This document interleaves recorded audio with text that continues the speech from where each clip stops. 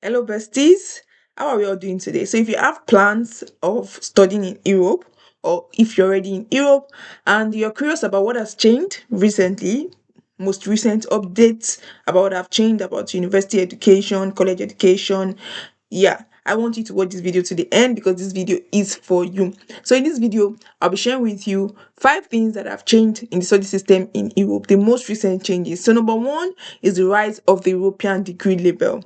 To be candid with you, the EU right now is rolling out the European degree label. And what this means is that it's not just about your certificate.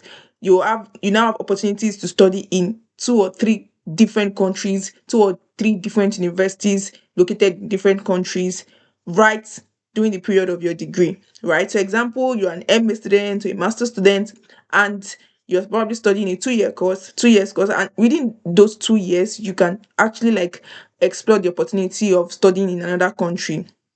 Instead of studying at one university, you can study across a network of universities. Example, you can spend one semester in Italy, the next semester in Estonia, the next one in Latvia, the next one is in Belgium. So it's up to you, right? So you want to explore these options. Basically, if you have this newsletter in your university, you would get information about this on your student newsletter. But if you do not receive newsletter, it's understandable really, but it's not so good. I think you should, because you'd be able to keep yourself updated with the latest news. But if you do not receive emails or newsletters from your university, you can walk up to probably the secretary or to of your institute to ask about these things. I'm sure that they will have one or two information about exchange programs that can benefit you basically. So while studying, it's an opportunity for you to explore other countries. In fact, for some programs that are even like under Erasmus, you even get paid to study in other countries while still studying your course. So you spend the same amount of time, your 2 years is your 2 years,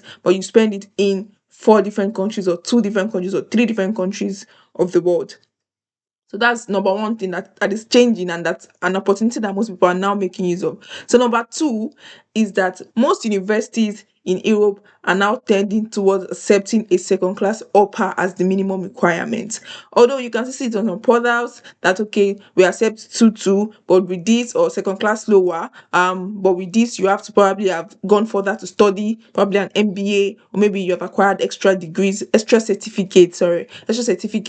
Yeah, because now, especially for people coming from third world countries, or third countries nationals, this requirement is becoming a serious requirement. I'm going to talk about this in detail in another video of mine that I'll be doing in subsequent weeks. Yeah. But I want you to take note of this. So if you have a younger one or a younger sister, younger brother, sibling that is studying right now, you want to tell them, and they have plans of studying abroad in the future, you want to tell them to focus more on their studies, because right now most universities are tending towards accepting a 2-1, like a second class upper, as the minimum requirement. I'm going to share an example about this. Like, this is a very serious situation. So if you're still studying right now, you want to take your studies serious so you can come out in flying colors. Yeah, of course, if you already have a second class lower, it's not bad, it's okay, right? But if you can take more certifications, you can. Some universities still accept second class lower, of course.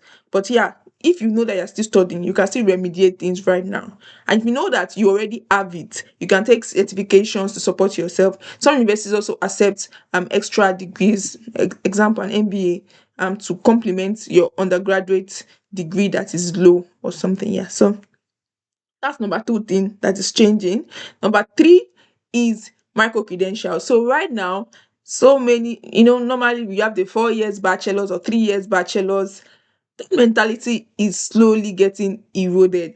I'm telling you that now so many people are tending towards micro degree. What I mean is 3 to 6 months intensive courses that would boost your CV, that would show that you have competence in this skill, and that can be verified on an European digital credential wallet. So so many job opportunities now, they ask what certifications do you have, blah blah blah. So most universities now have several courses basically that allow you to achieve micro degrees. In fact, some of them can be combined together to achieve a normal or 2 years master's degree.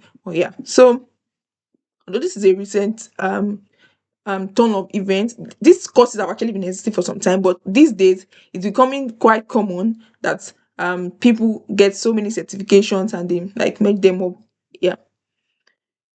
Okay. So the fourth thing is good news. I know that this one is a good news for everybody. Basically, most universities are now turning towards accepting AI or seeing AI as a normal part of, although not like using it 100%. Yeah, but they have stopped fighting AI basically. Before it was a tug of war between universities and AI. Don't use ChatGPT. Don't use this. Don't use universities. Don't allow AI. But now they're even trying to embed AI systems into their study systems so that it makes learning easier. It makes so now the perspective is changing.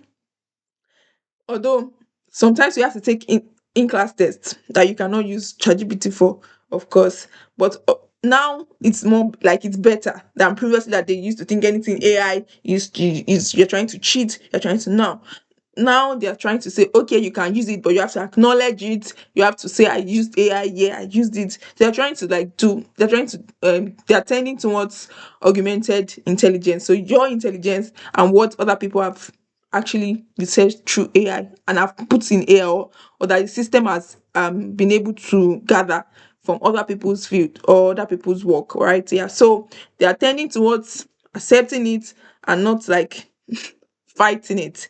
Yeah. So the fifth one that I want to tell you is about section based study system. So now in Europe, it is increasingly common for you to see courses that take place in the evening slash night. Yeah. And I mean it like I know like this might sound strange to you, but yeah, it is becoming quite common for courses to happen like or to take place in the evening, 6 p.m. to 10 p.m.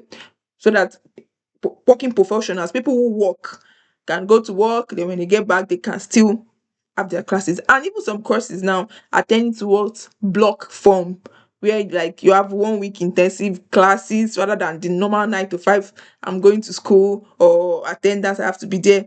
So yeah, they're tending towards compressing classes, making sure that people have time to do whatever they want to do apart from studies. Yeah. So I'm going to also do a video about this, a detailed video, because it's going to really help people who have questions about if I want to work in, if I want to study in Europe, I want to work full time. Am I able to do this? If I want to study in Europe and I want to work full time, is it allowed? Is it acceptable? No universities are now acknowledging that you can even work full time while studying, basically. So, but one should not affect the other. So, if you know that you have questions, you can put it in the comment section. If you have not subscribed to my channel, you can subscribe to my channel. And in my next video, of course, I'm going to explain the session based standard. What I mean about this is the evening classes that are now becoming rampant in Europe, the night classes that are becoming rampant, and I'm sure that you would want to watch this video, especially if you aim to work in Europe when you get here. Okay, thanks for watching and have a great day. Bye. I hope that this video helps you.